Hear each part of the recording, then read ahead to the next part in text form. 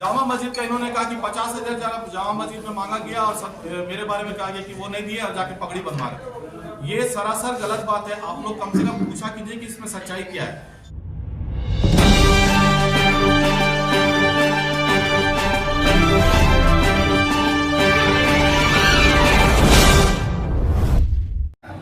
नमस्कार, news box Bharat में आपका एक बार फिर से स्वागत है। अंजुमन इस्लामिया एक बार फिर से युद्ध का मैदान बनता जा रहा है। जब से चुनाव हुआ है तब से कहीं ना कहीं सदर और सेक्रेटरी को लेकर जो अनबन है वो काफ़ी जो है नोकझोंक दिखाई पड़ रही थी। कल अध्यक्ष जो यहाँ के हैं सदर मुख्तार अहमद ने प्रेस कॉन्फ्रेंस कर 35 मुद्दों पर जनरल सेक्रेटरी को घेरा और उसी के जवाब में आज जनरल सेक्रेटरी तारिक हुसैन ने आज प्रेस कॉन्फ्रेंस कर उनके सभी बातों का जवाब दिया। क्या कुछ कहना है तारिक अहमद जो महासचिव हैं उनके पास सीधा हम प्रेस कॉन्फ्रेंस में आपको लिए चलते हैं। इनके सदर साहब जो गुंडा लोग को पाले हुए ना उससे हम डरे नहीं, इसीलिए हम रिजाइन नहीं कर रहे हैं। हम अपनी जिम्मेदारी निभा रहे हैं। आवाम हमको कुछ सोच समझ करके वोट दिया था। हम पहली बार खड़ा हुए और जीते तो आवाम सिर्फ मेरा चेहरा देख करके वोट नहीं दिया था, मेरे किरदार को देख कर वोट दिया था। और मेरा किरदार कहता है कि यहाँ से भागना एक कॉवर्ड्स एक्टिविटी होगा, इसीलिए हम नहीं भागे। और हम अंजुमन को बचा रहे हैं, सबूत के साथ बचा रहे हैं। अंजुमन के असासा को प्रोटेक्ट किए हुए हैं, नहीं तो ये लोग कब बेच के खा जाते। आज अंजुमन इस्लामिया कॉलेज का जमीन बेच दिया ना इन लोगों ने।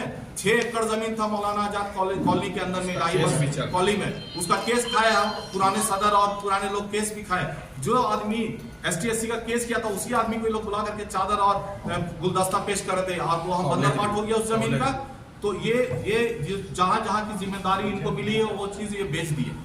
चाहे वो आपको चुटिया कब्रिस्तान हो, चाहे वो आपको मौलाना आजाद कॉलोनी के अंदर में जो लिपटे हुए हैं। और सिर्फ वो कल किसी और पे ब्लेम कर रहे थे, आज वो अपने ही सेक्रेटरी पे ब्लेम कर रहे हैं और कहते हैं कि जनरल सेक्रेटरी का कोई पावर नहीं होता है। जनरल सेक्रेटरी एक मुंशी की तरह है, उसको सिर्फ ऑफिस से बैठना चाहिए। ना ही उसको हॉस्पिटल में कोई इख्तियार है, ना ही उसका कॉलेज में कोई इख्तियार है, ना ही कोई कुछ काम कर सकता है। ये सरासर जो ये बेसलेस बातें करते हैं वो गलत है। उन्होंने जो इल्जाम लगाया है वो कहीं से उसकी कोई सच्चाई नहीं है। आप आइए, Maulana Azad college higher Muslim education society के थ्रू संचालित होता है। और हायर मुस्लिम एजुकेशन सोसाइटी क्या है?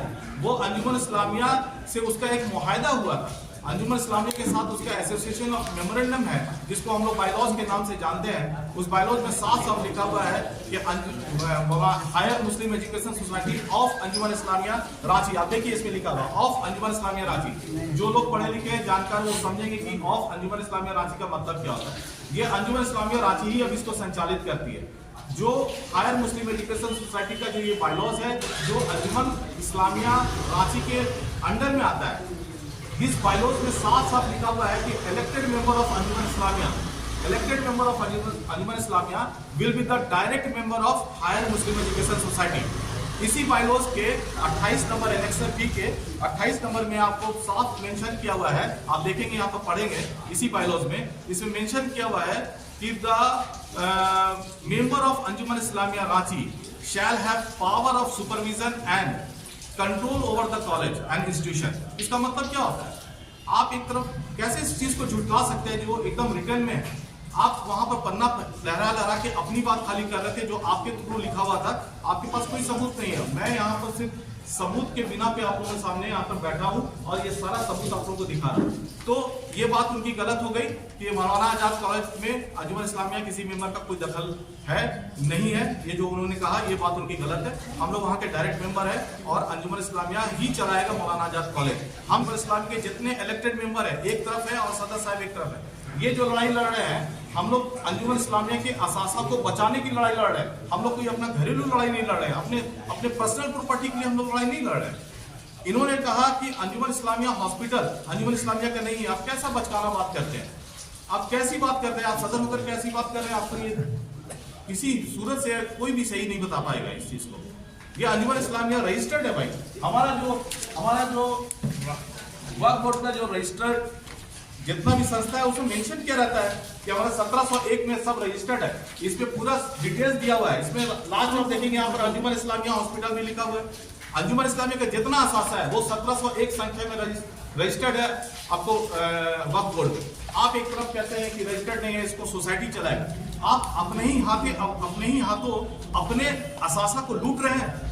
अपने चोर दरवाजा से जो लोग घुसे हैं आप अंजुमन इस्लामिया हॉस्पिटल में, उनके द्वारा, उनके दबंगई के द्वारा आप लूटना चाहते हैं अंजुमन इस्लामिया के असासा को। ये हम लोग नहीं होने देंगे। हम लोग कमजोर नहीं है, हम लोग डरपोक नहीं है, इसीलिए आज डटे हुए हैं। और आज अंजुमन अगर कोई डेवलपमेंट का काम नहीं हो पाया तो ये सिर्फ और सिर्फ इसकी वजह जो है वो सदर मोहतरम है। हम लोग अंजुमन इस्लामिया के मेरी जो टीम है पूरी, जो इलेक्टेड मेंबर है अंजुमन इस्लामिया के, जितने मजलिस आमला के मेंबर है और नायब सदर है, हम है, ज्वाइंट सेक्रेटरी है, सब एक तरफ है। सब चाहते हैं कि अंजुमन में तरक्यात का काम हो, सब चाहते हैं कि अंजुमन का असासा जो अंजुमन से इंटैक्ट रहे, उसको कोई लूटे नहीं। ये सदर साहब इसको लूटने का काम कर रहे हैं सिर्फ, और इसमें कोई सच्चाई नहीं है। इन्होंने कहा कि रांची यूनिवर्सिटी में इन्होंने लेटर का भम्मार लगा दिया।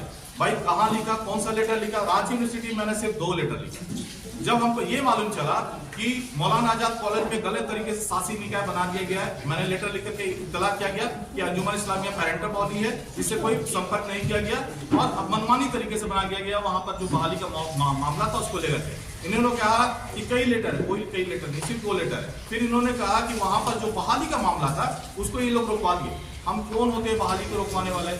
हम लोगों ने सिर्फ ये कहा कि सासी निकाय गलत तरीके से बना है, अंजुमन इस्लामिया में ये डिस्कशन होना चाहिए था, रेजुलेशन पास होना चाहिए था, और रेजुलेशन पास होने के बाद ये जाता, क्योंकि वो हमारा सब विंग है।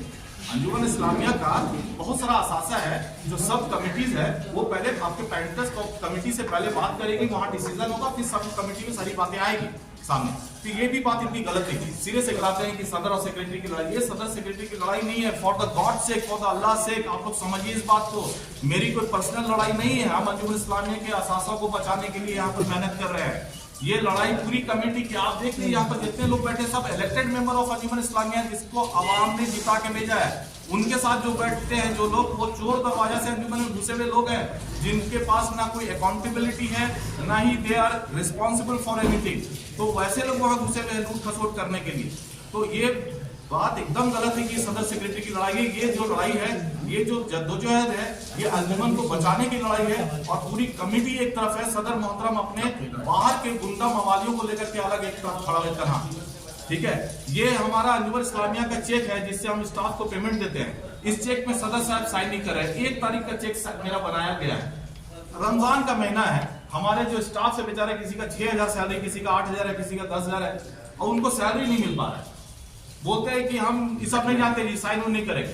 तो ये साइन नहीं कर रहे। लेकिन हाँ, आप लोग के माध्यम से आवाम को हम ये बताना चाह रहे हैं कि अल्हम्दुलिल्लाह हम लोग जो काम कर रहे हैं, कमेटी कम से कम इतना कंस्ट्रक्टिव वर्क कर रहे हैं कि आज हम लोगों के पास पैसे की कोई कमी नहीं है। अगर कोई बड़ा काम नहीं हो सका तो वजह है अंजुमन इस्लामिया के सदर मोहतरम जनाब मुख्तार अहमद साहब, क्या कि वो लीड नहीं किए, कोई काम करने नहीं दिए, कोई रेजुलेशन नहीं लिए, कोई बड़ा काम का खाका तैयार नहीं किए। लेकिन हम लोग जो फंड जनरेट करने का काम था, जो असासा को बचाने का काम था, वो हम लोग किए। आज हम लोग रेजुलेशन पास करके सारे स्टाफ को कैश में सैलरी देंगे इंशाल्लाह। इस बार सैलरी भी देंगे, बोनस भी देंगे और ईद का गिफ्ट भी देंगे सारे स्टाफ। इससे पहले भी दिए, इससे पहले भी कभी नहीं आपने हिसाब किया। तो ये सिर्फ भ्रमित कर रहे हैं लोगों को। अंजुमन इस्लामिया में उम्मीद करते हैं कि ये लोग अच्छे लोग आए जीत करके। शायद हम लोग नहीं खड़ा, हम तो खैर शायद नहीं खड़ा होंगे इलेक्शन में, क्योंकि इतना भ्रष्टाचार हमसे नहीं झेला जाएगा। इतना जो लोग अपना वक्त भी दे, हम अपना टाइम भी दे, कुर्बानी भी दे, और इनका भ्रष्टाचार से है, इनकी गलत बातें से है, लोग को भ्रमित करते हैं। तो आपके माध्यम से फिर से हम रिक्वेस्ट कर रहे हैं, उनको बोलिए आप लोग, आवाम से गुजारिश है, जो वोटर्स है हमारे, उनसे गुजारिश है कि आप सदर मोहतरम को बोलिए कि सारा डिस्प्यूट खत्म करके अपने टीम के साथ आकर के बैठे, अपने टीम के साथ आकर बैठे, रेजुलेशन पास करे, काम करे, हिसाब किताब दे।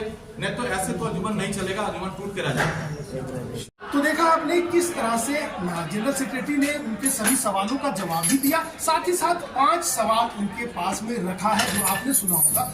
अब वो ये उनका आखिर में ये कहना है कि अगर हम अभी इस पद से इस्तीफा दे देंगे, अगर वो हमें सारे अकाउंट्स को दे दे तो 7 दिन के अंदर दूध का दूध पानी का पानी कर देंगे। तो अगर ऐसा चैलेंज ये सदर को दे रहे हैं, अब सदर अगले क्या कदम उठाते हैं, क्या करते हैं, ये देखना दिलचस्प होगा। लेकिन इतना जरूर है कि जब 35 बातों को 35 आरोप जब उन पर लगाए गए थे, उनके जवाब के साथ साथ बहुत सारी चीज खुलकर सामने आया।